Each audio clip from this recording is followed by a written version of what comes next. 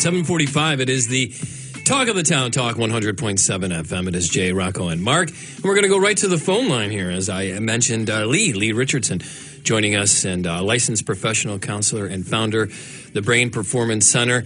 And we're going to talk about trying to help our children here. And anxiety looks different for each and every one of them if they are experiencing anxiety when it comes to going back to school. Rocco, I know you and I have talked about our experiences as children, and certainly had our own anxieties. But how can we help? How can we help our children get past those feelings, those thoughts, those anxieties, those fears? Which I think a lot of that is what these anxieties are fueled by. But Lee, you've had your own experiences here, and you wanted to find out more how the brain works. How can I help myself, my children out, and others essentially? So, and first off, good morning, and thank you for joining us here.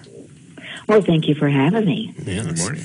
So as we get closer to getting back to school, and I'm sure that could be a question as well, and does the time frame help that anxiety build a bit, which certainly doesn't help your child or the individual dealing with that. But I know, as you mentioned here in some of the notes, anxiety, back to school anxiety, it can look different for every child, and it's okay if your child starts to experience some of that anxiety. But I guess the question going forward is, what do you do? How do you address it? How do you help them? Well, it's interesting. The Brain Performance Center has been around for about 15 years. And every fall, I see I think there's fall anxiety because it's a transitional time, whether you're going back to school or you're thinking about the holidays that are coming up. It's a time where we transition. And one of the biggest transitions in life is that first year that you go to college. Mm-hmm. I mean, your life changes overnight. One night you're at home in your room and you know where everything is, and you sure know who's sleeping next to you in the room next door. And then overnight, that's a whole different story. Is there a difference when you talk about the anxiety people have going back to school, whether they're in the southern part of the United States or the northern part? Because in the north, people tend to have a different lifestyle in the summer. And once Labor Day hits, you don't go to the beach anymore. People don't go to their camps anymore. Their whole lifestyle changes. But in the south, because the weather's warmer, people still go to the beach. They still do the summer activities that they would have done throughout the summer, even after school starts. So do you see any difference in the part of the country you're in with the degree of anxiety that students have when it comes to the fall? Absolutely. The days get shorter. You mentioned the weather gets prohibitive. When, you're not outside as much, you're not getting all that vitamin D.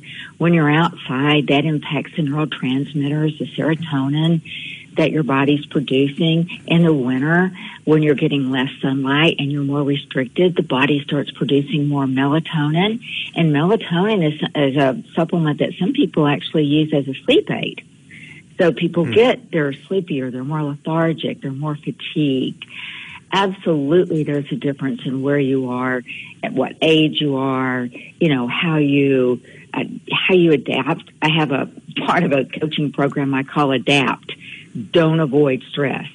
Because whether you're in middle school and all of a sudden you just, I have a stomach ache, Mom, I don't want to go to class. Or you're in high school and you're going to avoid what stresses you out. And when you get to college, maybe that, you stay up all night long and drink coffee and think that you're going to push through it, but you're not. We all have to learn to adapt. And everybody says, oh, I can do that. And then you say, well, do you know what's stressing you out? Well, no, I don't.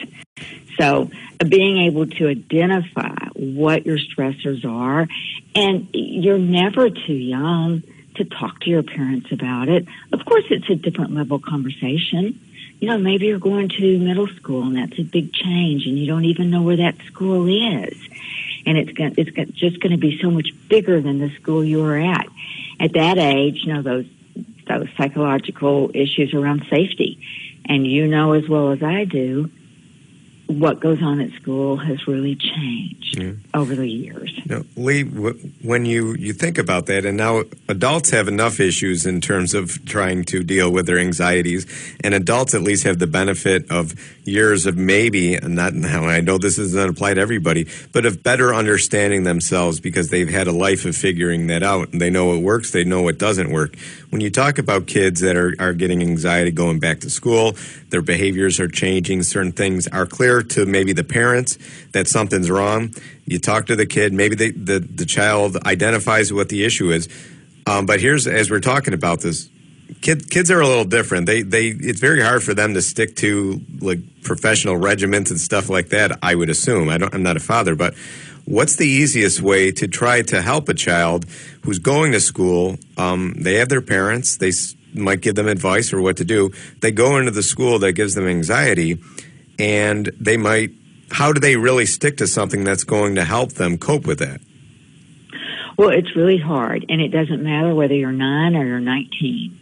It's really hard because self-care is not something that really resonates at that age. Right. I think you mentioned as we get more mature, we figure out what we have to do. Mm-hmm. But kids don't understand what self-care is. They don't understand what to do when you feel tension in your shoulders or when you feel with anxiety. A lot of times they feel it in their gut. They feel nauseous. They feel dizzy. They won't eat. And what they need to understand is it is okay to not be okay. And sometimes the parents are just as anxious as the kids are. I mean, the hardest thing as a parent I can remember is getting everybody up, dressed, and out of the door at the same time. That was, when I accomplished that, I felt like I deserved a pat on the back. Right, you did.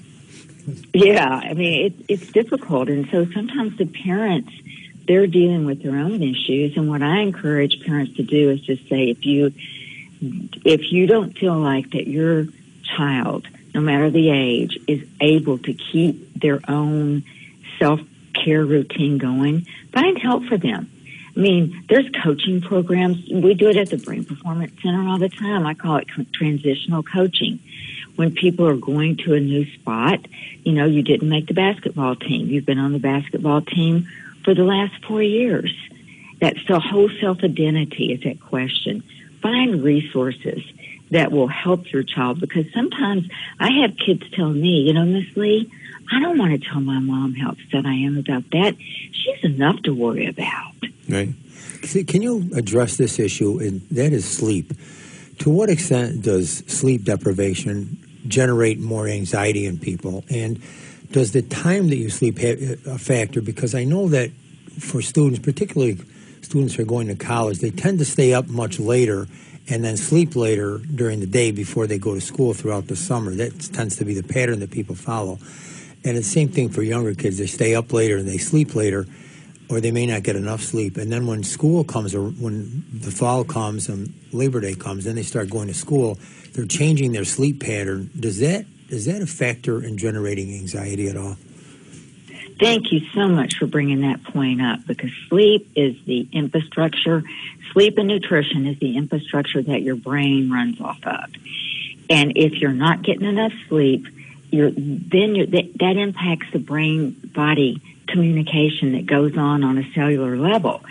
So you aren't creating more anxiety. Your body gets stuck in that fight, flight, or freeze mode, and you are anxious. You're either, angry, scared, or just want to lay on the floor in the fetal position and put a blanket over yourself to deal with it. Sleep is the most important thing that you can do with yourself. And a lot of times kids come off summer and they have a really hard time reestablishing a sleep routine. And that's such an important point for parents to think about is don't wait till school starts. Let's start getting back into the routine today. Let's put some structure in place.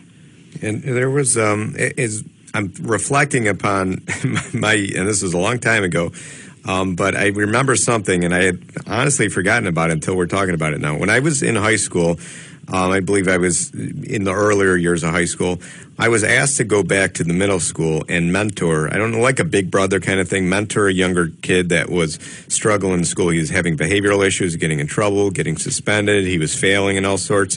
And when I met him, you could tell he was kind of a grumpy kid. But then every week going there, we bonded with each other, and all I was there really for a few times a week was just spend time with him, have somebody talk. Maybe we got homework done, maybe we didn't, but it was a comfort to him. And then I got a card when it was done, written by him, thanking me, and he had improved his grades, he improved his behaviorals and whatnot. And he certainly came from a troubled home, and certainly there was no guidance in the household, and you're not going to have a lot of hope there. But how important is it to, like you said about kids don't really know how to grasp self-care on their own because they don't comprehend it. But I can definitely tell that this kid needed somebody that he felt safe with, that he could talk to. Wasn't a parent, wasn't a superior in any way. It was just another guy he could talk to and be comfortable.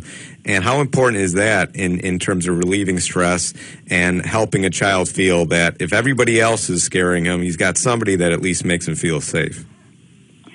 That is such a great story. Thank you for sharing that, because when you stop and think about what just being a friend, just showing up, right. just, telling the guy, it's okay, man, it's okay. What a difference that made.